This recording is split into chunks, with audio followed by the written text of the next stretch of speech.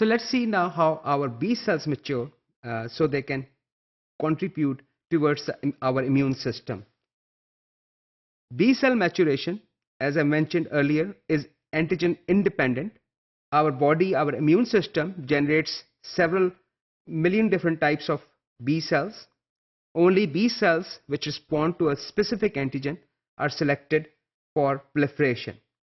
But before that happens, a stem cell, a cell which is going to ultimately give rise to B cell, it divides and forms a pre-B cell.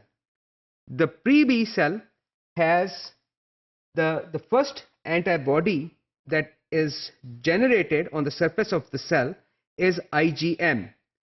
IgM, we'll talk about antibody classes. I know we haven't talked about them, but IgM is a type of antibody.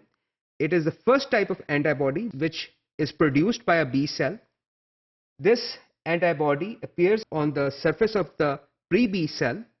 We have already said that antibody is made of 4 chains, 2 heavy and 2 light. So the first chains that are made are the heavy chains for the IgM. It's a type of antibody. These heavy chains are called the mu chains. So these are the chains which are first made by the pre-B cell. These mu chains are attached to surrogate light chains. Okay, so remember we have to have our proteins in proper conformation. So in order for these mu chains to have proper conformation, they have to interact with with some type of light chain. Initially, they interact with surrogate light chains. These surrogate light chains substitute for the normal or proper light chains, which happens in the next stage. And when that happens, our pre-B cell becomes an immature naive B cell. So in this state, the B cell has now a proper IgM antibody with its heavy mu chains and 2 light chains. So this is immature B cell. This part of B cell development happens in the bone marrow. Immature naive B cells are released. They go in the circulation and then they go to the lymphoid organs like lymph nodes that we have talked about. So here now B cells produce another type of antibody on their surface, which is IgD. Here I would like to emphasize and re-emphasize that the class of antibodies, we will talk about the classes. Here's IgM, 2 classes are mentioned here, IgM and IgD. A B cell can only produce an antibody with a single antigen binding site, or which can only bind. Antibody has 2 antigen binding sites, but that is constant. If this B cell now decides to produce a different type of antibody, it will still have the same antigenic specificity these particular antigen binding sites have. So B cells move to the lymphoid organs, peripheral lymphoid organs. That is where they mature, and now these B cells can switch classes, make different type of antibodies, or they can stay there till they're activated.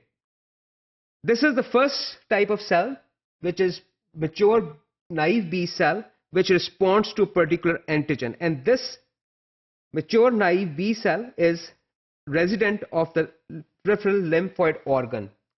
So when a B cell binds antigen, the antibody on its surface, when it binds the antigen, this antigen basically serves as a ligand.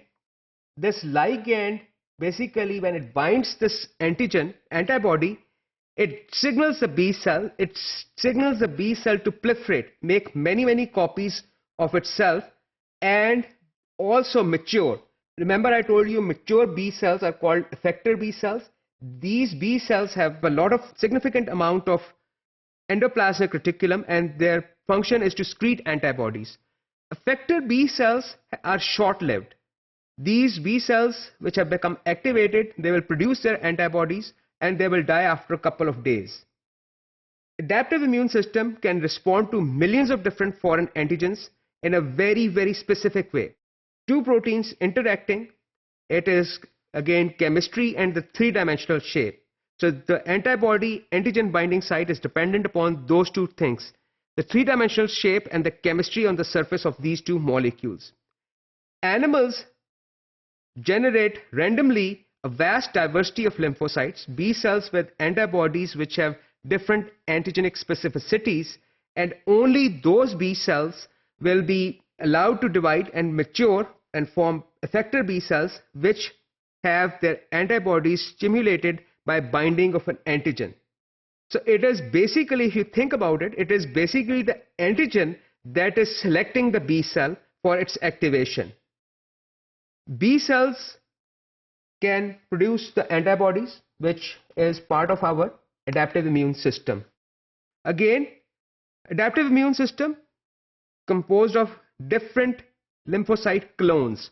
So if we have, say for example, out of these 1 billion lymphocytes, B cells, there will be clones of few hundred of B cells which have a specific antigenic specificity.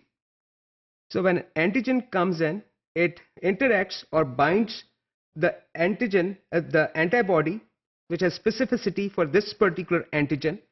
This binding activates the B cell. It is basically the antibody present on the surface of B cell is acting as a receptor. And you can think of antigen as a growth hormone or a growth factor. That when it binds the B cell, it causes that B cell to divide. Not only that B cell is going to divide, it will also become mature B cell and it will start secreting the antibody. The same antibody specificity that B cell had when that antibody was present on the surface. The antibody specificity is not changing, but now this type of antibody is going to be secreted rather than being displayed on the surface. So what we can say about the immune system, that immune system is ready-made, not made to order. What is the difference? We have a vast variety of B cells, B lymphocytes, which have antibodies on their surface with different antigen specificity. When antigen comes in, we have our B cells are already ready-made. Whichever B cell can bind that antigen will become active, it will divide and it will produce antibodies. If it were made to order, when the antigen comes in, our immune system will have to customize antibodies that can bind to that specific antigen. That would have taken much longer. So our immune system is ready-made and not made to order. Very, very impressive way to neutralize the offending pathogens.